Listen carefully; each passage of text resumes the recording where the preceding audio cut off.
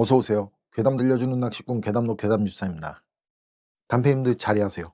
이번 이야기는 일본 괴담 채널에 올라온 짧지만 훅 들어오는 이야기들을 모아봤습니다. 그럼 일본 괴담 채널의 기묘한 이야기들 시작하겠습니다.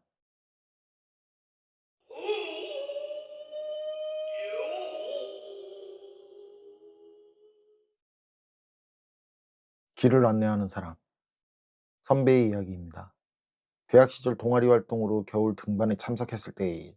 대피산장 근처에서 새참 눈보라를 만나 길을 잃고 헤매고 있었다고 한다. 모두는 이대로 죽는구나 싶었고 눈 속에서 야영할지 어쩔지 결정도 못하고 있었다고 한다.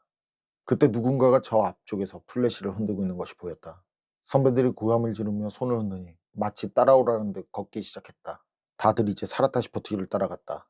그런데 아무리 빨리 걸어도 어째서인지 선도하는 그 사람에게 가까이 따라붙을 수가 없었다.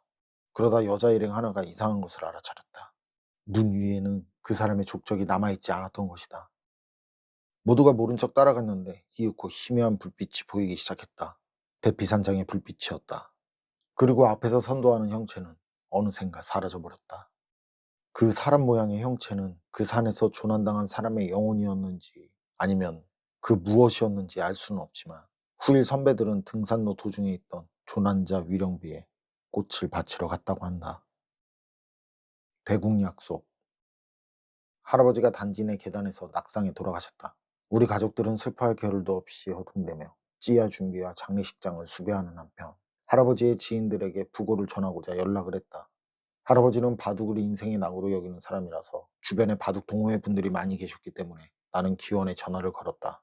그러자 전화를 받은 사람이 웃으면서 사토시 거짓말하지 마. 니네 할아버지 지금 저기서 친구랑 바둑 두고 있는데? 라며 믿어주지 않았다. 나는 어쨌든 간에 정말입니다라고 설명하고는 전화를 끊었다. 그 후 찌야와 장례식장에 많은 바둑 동호회 분들이 와주셨다. 그리고 그분들은 모두 입을 맞춘 듯 할아버지는 분명히 기원에 왔었다고 말했다. 그럴 리 없다고 내가 얘기해도 모두 아니라는 것이었다. 분명 기원에서 할아버지를 봤었다고. 그런데 그때 내가 전화를 했을 때 할아버지와 같이 바둑을 두고 있었다는 분이 그러고 보니 할아버지가 오늘 이상한 말을 했다고. 도중에 돌을 던지는 일은 항상 있는 일인데 돌을 던지자 그때 마지막까지도 나의 승리로 끝났다라고 하길래 아직 완전히 승부가 끝난 건 아니라고 받아치고는 잠시 화장실에 갔다 돌아왔더니 할아버지가 어디에도 보이지 않았다는 말을 했었다. 그리고 동호회 분들이 하는 말. 돌아가신 날 할아버지와 그분이 대공약속을 하셨고 그 약속 때문에 죽은 뒤에도 기원을 찾은 것 같다는 말들. 바둑을 둘 때면 식사도 잊을 정도의 사람이었기 때문에 죽어서도 대공약속을 지키려고 한 것 같다는 말이었다. 붉은 모포. 쇼와 10년, 1936년에 실제로 일어난 일이다. 어느 날 밤 10시경 서울 외곽 후쿠이현의 어느 민가에 한 남자가 문을 두드렸다. 손님인가 하며 집주인이 현관을 나가보니 머리부터 붉은 모포를 쓴 남자가 주인의 본가 문양이 그려진 등을 들고 서 있었다. 어두웠던 탓도 있고 얼굴은 보이지 않았다. 남자는 말했다. 본가에서 위독한 환자가 생겼습니다. 서둘러 와달라십니다. 놀란 주인은 곧장 남자와 집을 나섰다. 2시간 정도 뒤 집에 남아있던 부인이 2명의 아이를 재우려고 하고 있으니 재차 문을 두드리는 소리가 났다. 나가보니 아까 그 남자였다. 병자는 오늘 밤을 넘기기 힘들 듯합니다. 해서 남편께서 부인도 불러오라십니다.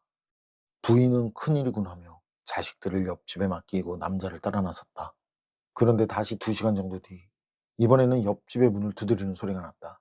그 집의 안주인이 나가보니 역시 붉은 모포를 쓴 남자가 서 있었다. 남자는 말했다. 두 분이 아이들도 데려오면 좋겠다고 하셔서 왔습니다.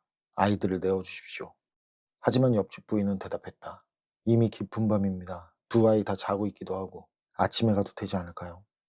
남자는 부모가 기다리고 있다며 호소했지만 결국 거절당하고 가버렸다. 다음 날 마을을 건너는 다리 옆에서 잠살당한 그 부부가 발견되었다. 붉은 모포의 그 남자의 행방은 지금도 알 수 없다고 한다. 절의 족자. 나는 어릴 적 서울 외곽 오이타현의 어느 시골 마을에서 살았습니다.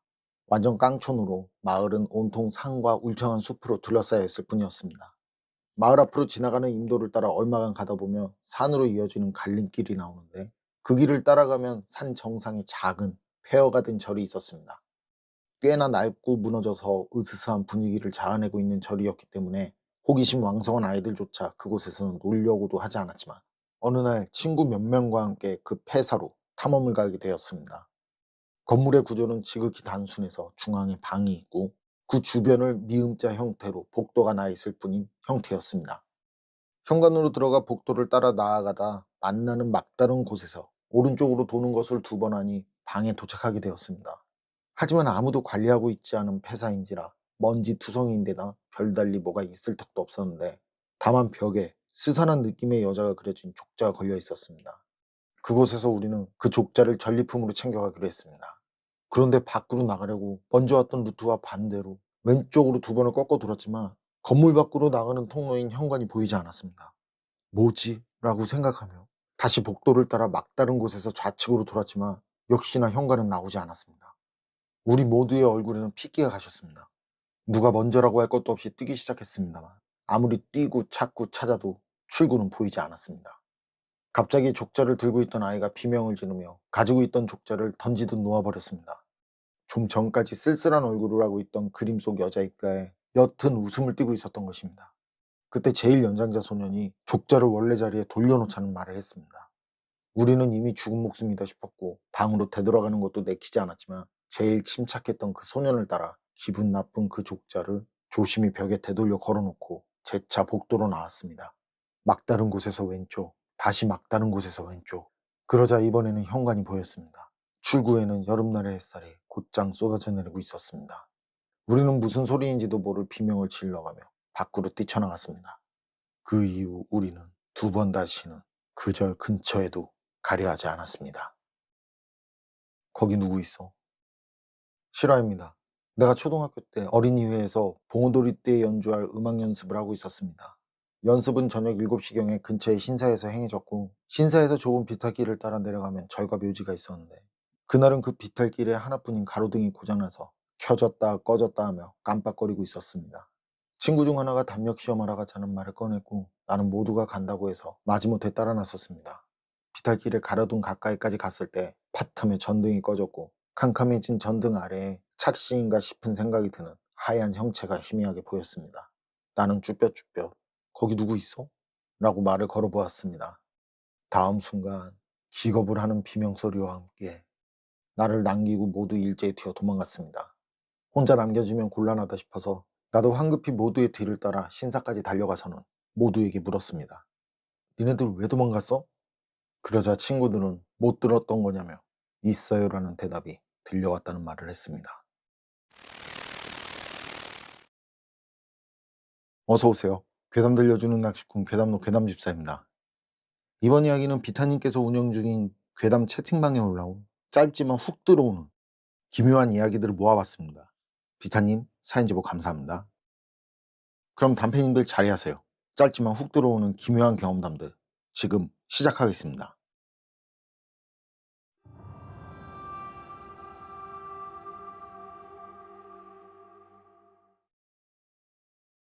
등산동호회 지인의 소름썰. 예전에 같이 등산을 다닐 때 알게 된 누님들이 있었는데, 그 누님 중에 한 분이 식사 중에 다른 누님 한 분을 가리키며 "밤에 어디 그렇게 돌아다니는 거야?" 라고 물었다. 그러자 지목당한 그 누님이 뜬금없다는 표정으로 "잘못 본 거다. 나는 밤에 절대 돌아다니지 않는다라고 답하였다. 그런데 처음에 그 말을 했던 누님이 뒤통수를 긁적이면서 다시 말하길 "그럴 리가 없는데라며 자기는 몇 번이나 목격했다는 것이다."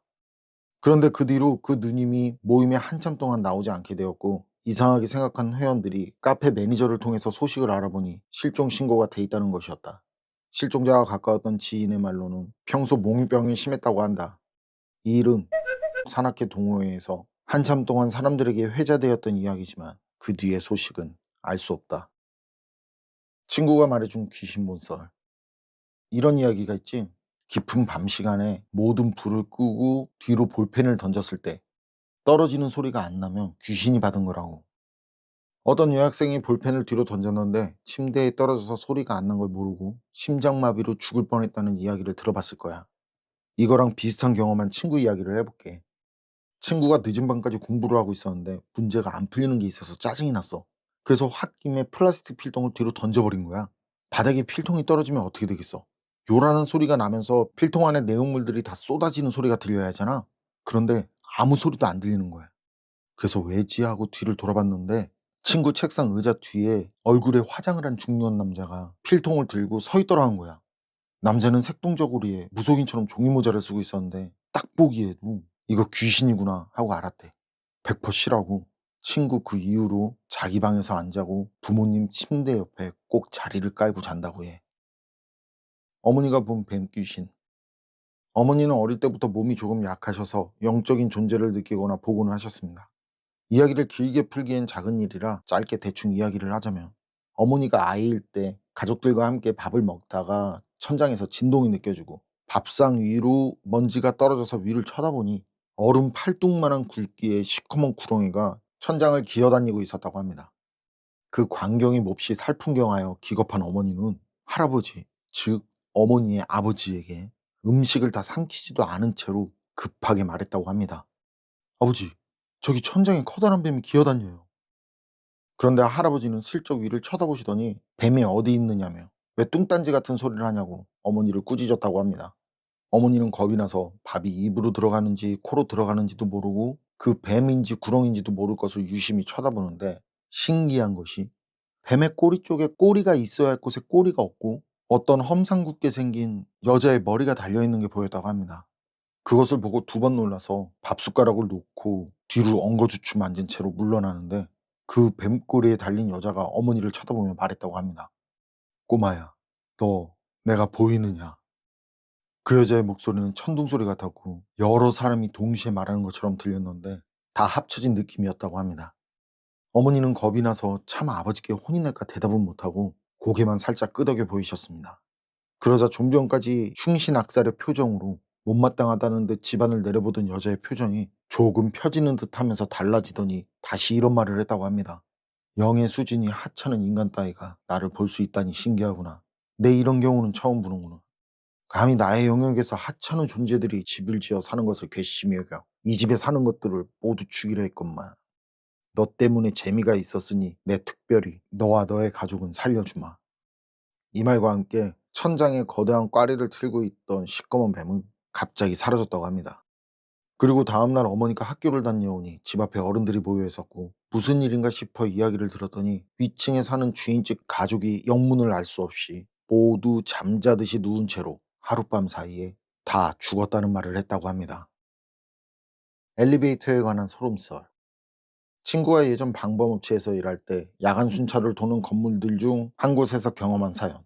그 건물은 엘베가 층수를 누르면 여자 목소리로 몇 층입니다라고 누른 층수를 말로 알려준다고 한다. 그날 밤 야간 순찰을 돌며 건물 안에 들어갈 일이 있었다고 한다. 지하 2층을 눌렀다가 잘못 눌러 취소하고 지하 1층을 눌렀는데, 엘베 안의 스피커에서 평소 들리던 여자 목소리가 아닌 무미건조한 음성으로 지하 9층입니다 라는 안내가 나왔다고 한다. 친구는 순간 놀라서 정신이 번쩍 들고 야근으로 인한 피로가 다 날아갈 정도로 오싹했다고. 왜냐하면 그 건물은 지하는 2층까지만 있었기 때문이라고 한다. 어서 오세요. 괴담 들려주는 낚시꾼 괴담로 괴담집사입니다. 단편님들, 이번 이야기는 일본 괴담 채널에 올라온 짧은 괴담 3편인데요. 괴담들을 보면 짧은 것들이 많잖아요. 대부분 짧은 것들이라고 보면 되는데, 그런데 이렇게 짧다고 그냥 버리기엔 너무 아깝다? 그런 이야기들이 좀 있더라고요. 다른 말로 하면 혼자 보긴 아까운? 그래서 가져와 봤습니다. 그럼 일본 괴담 채널에 올라온 짧은 일본 괴담 3편, 괴담집사의 시점으로 떨어보겠습니다.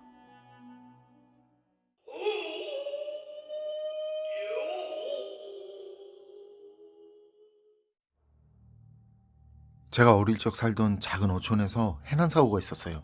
그때 마을 사람 모두는 생업을 멈추고 한 명도 빠짐없이 전복된 어선에 타고 있던 그 동료 어부를 찾기 위해서요, 바다로 나갔었는데요.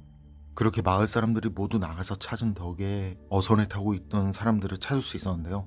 그런데 결국 한 명은 찾을 수가 없었거든요. 그리고 그렇게 찾아온 그날 밤, 마을 사람들은 그 사람이 기적적으로 살아서 돌아오길 바라는 마음에요, 작은 포구의 제 방에다가요, 등대 역할을 하는 모닥불을 아침까지 지피기로 했었어요. 그렇게 모닥불을 지핀 뒤에 제 방에 모여있던 사람들도 다음날 수색을 가야 하기 때문에요, 몇 사람만 남기고 집으로 돌아가기 시작했을 때였어요. 저도 아버지 손에 이끌려서 돌아가려고 할 때였는데, 조난당한 사람의 할머니가 왔다 하면서 몇 번이나 왔다 하면서 큰 소리로 말을 하는 거예요. 그 소리에 모두들 놀라서 돌아보니까 제 방 끝단에서부터요, 진짜 철벅 철벅 하면서 물에 젖은 발자국 소리가 나는 거예요. 그리고 그 소리가 모닥불 가까이 다가왔을 때 할머니가 얼마나 추웠냐면서 모닥불에 몸을 녹이라는 말을 하더라고요. 그런데 그때 제 눈엔요, 그냥 그 할머니 혼자 있고 다른 사람은 보이지 않는 거예요. 그래서 아버지한테 누가 있냐고, 저 할머니 왜 그러냐고 그랬죠. 그랬더니 아버지가 조용히 입술을 손가락으로 가리시더라고요. 그런 아버지 모습에 주변을 둘러보니까요, 제 방에 모여있던 마을 사람들이 슬픈 표정을 하고 모두 조용히 그 할머니를 쳐다보고 있는 모습. 그런데 조금 지나니까 말이죠, 그 할머니 앞에 사람이 보이지 않는데 느낌은 분명 누군가가 서 있는 것 같은 그런 기척이 느껴졌어요. 할머니는 내일 찾아줄 테니까 걱정하지 말라면서 허공에 손짓을 했는데요, 할머니가 그러니까 어쩐지 주변 공기가 변하는 느낌이 들면서 동시에 그 기척도 사라졌어요. 그리고 다음날 벼랑 근처에서 그물에 걸려있는 모습으로 찾지 못했던 그 사람이 발견됐어요.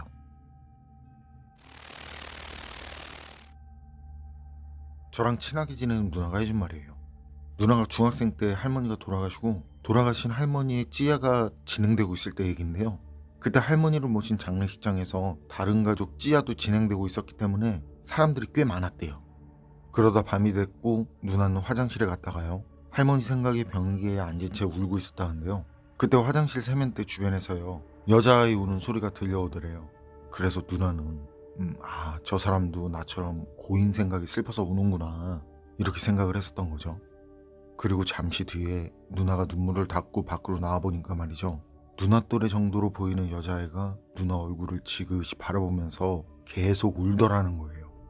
그리고 누나도 그 우는 여자의 얼굴을 보니까 다시 막 눈물이 나오고, 그래서 뭔가 공감대 같은 게 느껴지기도 해서요, 여자애한테 가볍게 목례하고 화장실 밖으로 나왔대요. 그리고 할머니께 향을 피워드리려고 빈소로 가다가 등골이 서늘해졌다고 그래요. 할머니 옆 빈소 연경 사진이 말이죠, 아무리 봐도 화장실에서 만난 여자아이와 같더라는 거예요. 그래서 조심스럽게 그 옆 빈소 유족들에게 물어보기까지 했대요. 그리고 유족들 말이 그 여자아이는 외동딸인데 병으로 죽었다고 하더라는 거죠. 그래서 누나는 그 말을 듣고 유족들한테 부탁해서 조문을 했다고 하더라고요.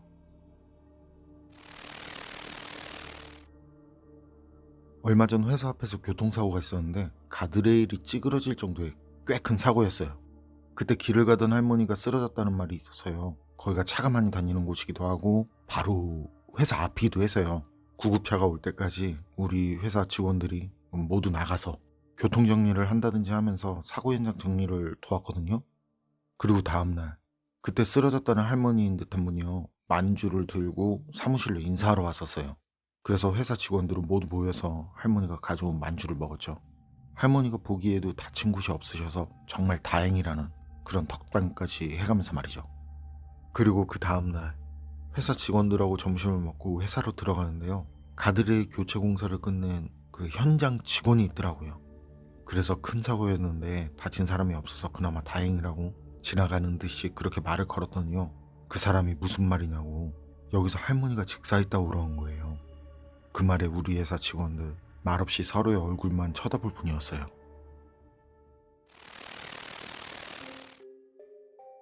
일본 괴담 채널에 올라온 짧은 사연들이었는데요. 그런데 보내주시는 제보 사연이요, 그 사연들도 이렇게 짧은 게 대부분이거든요. 그래서 제가 다룰 수 있는 게 극히 일부인데, 그런데 이렇게 짧은 내용들이 또 알짜배기라. 앞으로는 짧은 제보 사연들도 이렇게 묶어서 떨어뜨려 볼까 하는데 어떨까요? 괜찮을까요? 댓글로 알려주시길 부탁드립니다.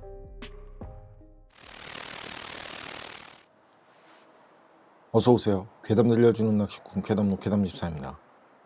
이번 이야기는 비타님께서 운영 중인 괴담 채팅방에 올라온 짧지만 훅 들어오는 기묘한 사연들입니다.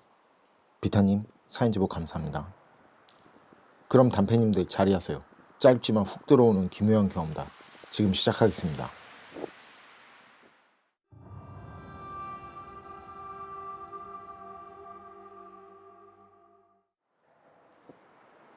허수아비. 예전에 아파트에 살 때 내 방 창문으로 밖을 내다보면 논밭이 보였음. 그런데 그 논밭의 허수아비가 바람에 막 흔들렸고 어찌 보면 춤추는 것처럼 보여서 웃었는데 다음날 아침에 보니까 허수아비가 없어서, 그래서 엄마한테 물어보니까 거기에는 원래 허수아비가 없다는 거예요. 요양병원 썰. 친척 중 한 명이 요양병원에 있었고 들릴 때마다 좀 안면 있고 친절한 아저씨가 있었음. 병실 가기 전에 그 복도에 그 아저씨가 있었고 나랑 엄마가 인사하고 그 아저씨도 웃고 지나갔는데, 병실 들어가서 한참 있다가 궁금해서 물어봄. 그 아저씨는 왜 이리 안 와요? 검사하시나? 아까 요 앞에서 배웠는데 라고 하니까 병실 안에 있던 다른 아저씨가 하는 말. 장씨? 어제 새벽에 죽었어. 그 순간 나랑 엄마는 눈이 동그래짐. 그리고 그때 대낮이었음. 누나방. 친구 집에 놀러 갔을 때 화장실 갔다가 다른 방문이 빼꼼히 열려 있어서 이 방은 뭐지 하고 들어가려고 했었음. 근데 방 안에서 냉정한 소리로 꺼져라는 소리가 들림. 목소리가 여자라서 친구 누나라고 생각했음. 그래서 화들짝 놀라서 친구한테 가서 니네 누나 방에 들어가려다 니네 누나한테 혼났다고 말했더니 친구는 얼굴 어두워지면서 자기 누나 7년 전에 죽었다고 함. 인스타 괴담. 새벽 늦게까지 핸드폰을 하다가 인스타를 켜둔 상태로 깜빡 잠이 들었는데, 그때 당시엔 줄 이어폰을 사용하고 있어서 핸드폰에 이어폰을 꽂고 소리는 나오지 않지만 귀에 이어폰을 대고 인스타 긁기 같은 게시물을 보다 잠들었었어요. 잠깐 잠이 깨서 흐린 눈으로 핸드폰을 봤는데 뭔가 팟캐스트 같이 목소리 좋은 남자가 ASMR 같이 그 인스타 긁기를 읽어주더라고요. 귀 안에서 들리길래 아, 이어폰에 연결돼서 소리가 나나 보다 하고 별 생각 없이 듣고 있었는데 갑자기 정신이 번쩍 들면서 이상하다, 난 영상이 아닌 그냥 게시물을 보고 있었는데, 이런 생각이 드는 거예요. 그리고 그런 생각이 딱 들자마자 듣고 있는 소리가 계속 들려오고 있는 상태에서요, 정확하게 기억나진 않지만 켜럭같이 발음하기 힘든 한 단어를 계속 반복하면서 비웃는 듯이 웃더라고요. 처음엔 천천히 크크 같이 비웃다가 어느 순간 점점 빨라지면서 사람 입에선 낼 수 없는 속도로 반복하니까 너무 놀랐어요. 처음이자 마지막으로 두 목소리를 들었던 일이네요. 엘리베이터 썰. 어릴 적에 늦은 밤 엘리베이터 탔는데 사람이 잇따라 탔고 저는 바로 제가 가야 할 층수를 누르는데 아저씨랑 아주머니랑 말을 하시더라고요. 아저씨 목소리가 들렸습니다. 여보, 오늘은 뭘 먹을까? 그러자 아주머니가 대답했어요. 오늘은 어린이를 잡아먹자. 이런 이상한 말에 화들짝 놀라 옆을 봤는데 어른이 한 명만 탄 거예요. 이상해서 얼굴을 올려다 봤는데 얼굴 반은 여자처럼 화장한 나이 많은 남자가 입이 찢어질 것처럼 웃고 있었어요. 그때 마침 제가 사는 층수에서 엘리베이터가 멈춰섰고 엄마가 절 마중 나오셨는데 저는 엄마 품에 안기면서 이상한 아저씨야 하고 엘리베이터 안을 손가락으로 가리켰거든요. 근데 그때 엘리베이터 안에는 아무도 없었습니다. 지금 생각하면 홀린 건가 싶은데 아줌마의 목소리가 너무 흉측해서 기억에서 떠나질 않네요. 잡아먹겠다는 어린이가 저를 말한 건지는 모르겠지만 소름 끼쳤습니다. 숨바꼭질. 속초에 있는 아파트에 살 때 경험한 일이에요. 15층 아파트에 저희 집은 14층이었고요. 학교에서 야자 마치고 집으로 돌아가는 밤이었어요. 1층, 2층, 3층 그렇게 가고 있는데 뒤에서 무슨 소리가 들리는 거예요. 그래서 뒤를 돌아보니 어떤 꼬마 아이가 있는 거예요. 그래서 말을 걸었죠. 여기서 뭐해? 그 꼬마 아이가 대답했어요. 심심해서 계단 걷고 있었어. 그래서 제가 다시 물었어요. 그럼 우리 같이 놀까? 꼬마 아이는 고개를 끄덕이며 흔쾌히 좋다라고 했어요. 저는 놀이터에 가서 그 아이랑 술래잡기를 했어요. 그 아이가 술래였는데 저는 아파트 한 소화전에 숨었죠. 그리고 얼마 후에 그 아이 목소리가 들려왔어요. 귀를 기울이며 말을 자세히 들어보니 소름이 돋았어요. 어디 있지? 어디 있지? 라고 말을 하다가 죽일 거야, 죽일 거야, 죽일 거야, 죽일 거야 라는 소리를 계속 반복하고 있었어요. 그 다음은 기억이 하나도 없고 눈을 떴을 땐 4층으로 올라가는 계단이었어요. 분명 저는 소화전 안에 있었는데 말이죠. 안방에 있던 귀신. 하루는 저희 아버지가 너무 피곤해서 퇴근하자마자 씻고 침대에 누워서 바로 잠이 드셨어요. 그런데 누가 자는 도중 아버지 손을 잡아서 아버지는 저희 엄마겠거니 하고 계속 주무셨다는데, 일어나 보니 그날 엄마는 안방이 아니라 거실에서 주무시고 계셨고 안방에 들어가신 적이 없대요. 그래서 아버지가 소름 돋네 이러셨는데, 그 다음 날에 자다가 완벽히 가위에 눌리셔서 눈앞까지 다가온 귀신의 형체를 보셨는데 생전 처음 보는 여자였다고 하시는 거예요. 일어나시고 귀신 봤다고 어머니랑 동생한테 이야기를 했더니 원래 안방에 그렇게 생긴 귀신 있다고 엄마랑 동생이 그러더라고요.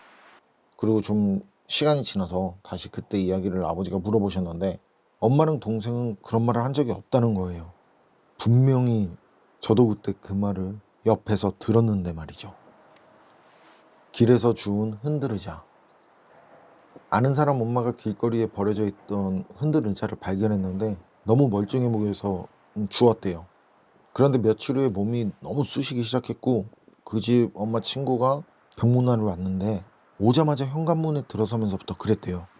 환장하겠네 이러더니 손가락으로 숫자 7을 만들어서 보여주더래요. 그래서 그 집 엄마가 궁금해서 갑자기 뭐 하는 거냐고, 그게 뭐냐고 했더니 저 흔들의자가 죽인 사람 수라고, 당장 갖다 버리라고, 너 요즘 몸 쑤시고 아픈 게 다 저것 때문이라고 그러더라는 거예요. 알고 보니 그 집 엄마 친구는 신기가 있는 사람이었고 영안이 열려서 귀신이 보이는 사람이었는데, 집에 오자마자 웬 싸가지 없게 생긴 소복 입은 여자애가 미친 듯이 웃으면서 그 흔들 의자에 앉아 있는 게 보였대요. 그리고 그 집 아들이 그 의자를 갖고 나가서 부숴버리고는 한적한 등산로에 버렸다고 합니다. 그리고 그 뒤에 그 집 엄마가 몸이 쑤신 건 원래 없었던 일처럼 깔끔하게 나았다고 합니다. 그런데 그 집 아들이 며칠 동안 몸살을 앓았다네요. 시계 초침 소리. 예전에 어떤 여자가 오픈 채팅에서 자기가 사는 집에는 시계가 없는데 밤만 되면 짹짹짹짹짹 시계 초침 소리가 신경 쓰이도록 크게 들린다고 하였다. 나는 대수롭지 않게 그냥 잘 보이지 않는 곳에 시계가 있을 수 있으니 찾아보세요라고 했는데, 어느 날 유튜브에서 우연히 본 영상에서 귀신이 초침 소리를 따라하는 걸 즐긴다는 이야기를 보고 소름이 돋았다. 그래서 그때 그 얘기를 했던 여자와 대화하려고 호출해 보았는데 그 여자는 이미 방을 나가고 없었다. 그 여자는 아직도 그곳에 살고 있을까? 문득 예전에 내가 살던 집도 유난히 시계 초침 소리가 크게 들렸던 것이 생각나니 소름 끼친다. 생각해보니 그때 우리 집에도 시계가 없었던 것 같기도.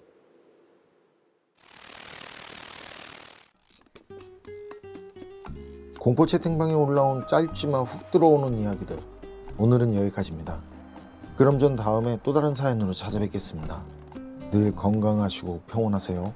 함께 해주셔서 고맙습니다.